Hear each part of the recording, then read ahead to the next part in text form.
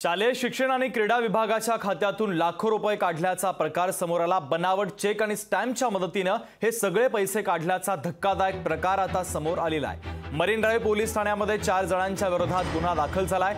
मंत्रालय येथील बँकेच्या खात्यातून ही सगळी रक्कम आरोपींनी वळती केलेली आहे।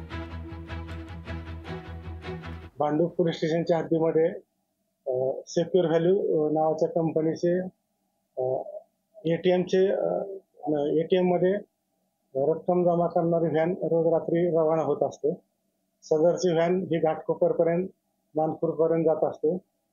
त्या ठिकाणच्या एटीएम मध्ये ती कॅश जमा करत असते। त्याच दरम्यान निवडणूक आयोगाची एसएसटी टीम भांडूपच्या हद्दीतील सोनापूर जंक्शनवर कार्यरत होती। तर त्यांना त्या व्हॅनचा संशय आल्याने त्यांनी ती व्हॅनला ताब्यात घेतलं।